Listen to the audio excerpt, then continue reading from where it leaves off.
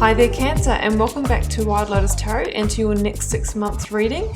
Now Cancer, I did post the 2021 yearly overviews at the end of last year, but what we're doing here is a check-in. Energies can shift and change. We have free will.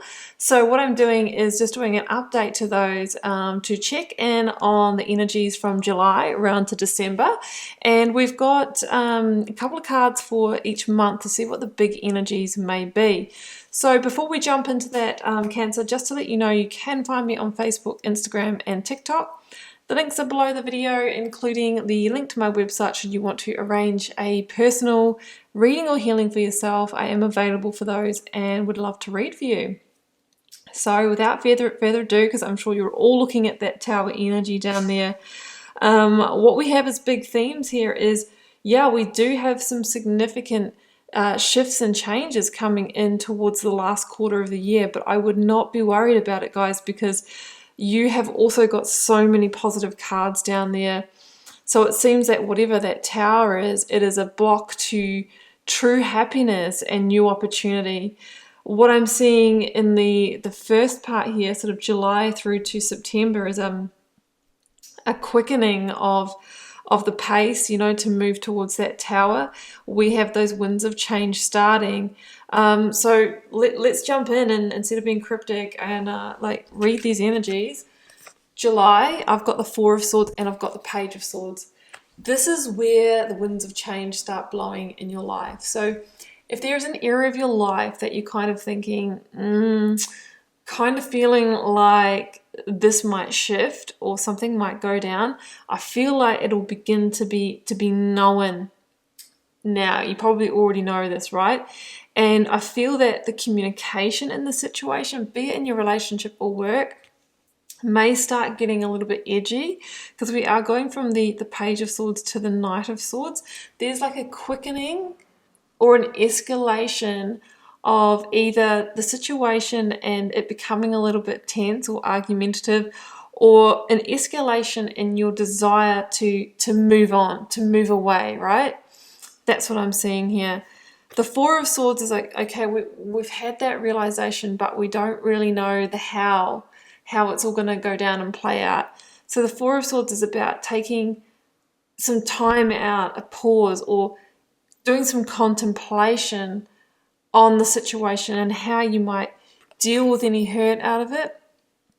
And also it's during that time out that you'll get the insight, the breakthrough, that Ace of Swords.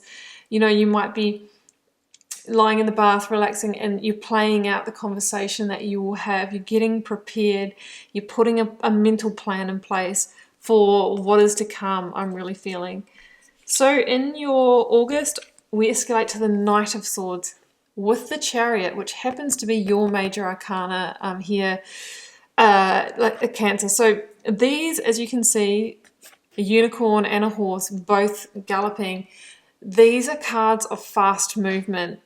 So it may or may not be associated with that tower, but you are going to have this strong urge to move, to liberate, to free yourself from something. So you could be wanting to move away from a job that's made you feel like suffocated or stifled. You could say the same about a relationship.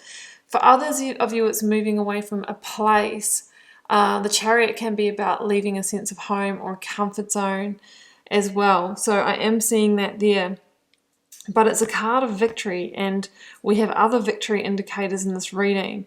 So if you are moving away, you know, it's going to be victorious, but it's important that you make clear, aligned decisions, because when we stay indecisive, you know, one day the pendulum swings one way, the next day it's the other direction, our chariot veers all over the road, right? We can waste time, we can send mixed messages. It's about clarity. And when we're very clear, right, that Ace of Swords that we were, you know, we were getting coming through in July, when we're clear, that's when we move through quickly.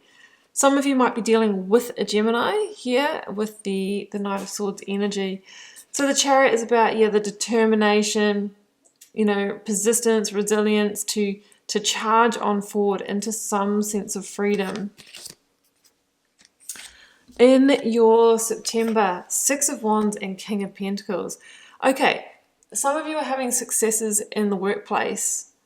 this month, or to do with your money or abundance. The King of Pentacles is a master abundance creator, so you could be getting an investment that pays back. You could be moving into a new home, renting a new home. You might have come into some money to pay off on your mortgage or something like that. This is a Taurus energy also. A really good time to do any home improvements and renovations as well. But the Six of Wands is about victory and coming out of a darker time. We're starting to see the light. It's also about self-confidence, feeling good, being able to step up and lead also. Some of you might be stepping into some kind of leadership role, being visible in the workplace and being visible for your successes. You might also receive some good advice from a King of Pentacles, which either can be that very sort of like boss, mentor, manager, father, father-in-law kind of energy, generally just somebody who holds a more masculine energy, whether they're male or female, and is in a position of authority. All right, let's do the Tower. I drew another card to clarify it. It came out with the Sun. That was my first, clarifier, because I pulled a clarifier for each position. I pulled a second card to ask what the Tower is about, and I got the Two of Swords. So it looks like we are weighing up a directional change here. That's all the information we've got. The Tower can be a really big revelation in your life that has you turn in a new direction. So of course that could be in work, that could be in relationships, that could be in relocation. The Tower can be the universe stepping in to create circumstances or to orchestrate change by shaking your foundation. So with that said, it can feel very uncomfortable, but it's not until hindsight, like looking backwards, that we can see why things have played out this way. There's some kind of situation in your life in the second half of the year that is not in alignment with you and needs to be brought down. So it's kind of like the universe saying, well, you wouldn't do it, you wouldn't address it, so I'm stepping in and doing it for you. Yeah. But it is a blessing in disguise, because it's to align you back to your true path. And they say when the Tower comes in, don't try and rebuild it and patch it up. Otherwise, we generally go around for another cycle and we end up facing the Tower again. Instead, we want to allow the Tower to fall, and so we can rebuild in a new direction. So if you're trying to make those key decisions, these cards are getting a bit hot with that candle, we want to do so with our intuition, the moon energy, and also the fact and logic, what we know about the decision, pros and cons, without overthinking, because we really want to make sure that we're not allowing the emotions to make the decision, because that can cloud us. That's one of the key messages here. But let's just focus on the Sun for a minute. This is good news, this Tower, because it's saying that things are going to be a lot better, very positive and bright after the Tower falls. You are shedding an old skin. This is a card of rebirth, of healing. It's also a yes card. If you're looking for the green light to move in a new direction, then the Sun says yes. But of course, first you're going to need to pull down some kind of tower in your life. It's the big structures in our lives, guys. So in your November, we have got the Moon, Cancer, the Ten of Cups, and Temperance. I love Temperance here, Sagittarian energy, but this is the energy that follows on from the Death card in the Major Arcana sequence. So whatever we've had to let go of here with the Tower, we're already moving into the healing. We're already feeling more stable, more happy, more balanced, more relaxed, and we're really feeling that path forward into that Sun energy unfold for us. And we're feeling that we're being guided, and we're understanding, why things, the pieces have come together. Like, we're starting to get the hindsight, and we're starting to see that just maybe Ten of Cups, we can really pave the road to true happiness here. Your vibration is rising, you're feeling so much better, and you're coming to terms with the fact that, hey, maybe this was a hidden blessing after all. The Moon can be about that. The Moon can also mean, look, you might not have all of the information. This might not be completely resolved yet, There can be still things happening behind the scenes, but generally we're realizing that we're in a much more positive place, and we're trying to, you know, get the right ingredients within ourselves for the forward journey. In your December, Ace of Wands and Nine of Cups. So it just keeps getting better here. We've had the 9 and the 10 of Cups. Now we're getting a new opportunity. A new doorway is opening as a result of closing the old. The Ace of Wands can be a passionate, chemical, beautiful new romance. It can be you recovering your energy after a healing crisis, because that could be indicated by the Tower and the Sun as well, turning the corner after a healing crisis. This can be an offer of work that it's not just a means to an end, right? It actually is giving you energy. It's on purpose, on target for you, and gives you a sense of growth.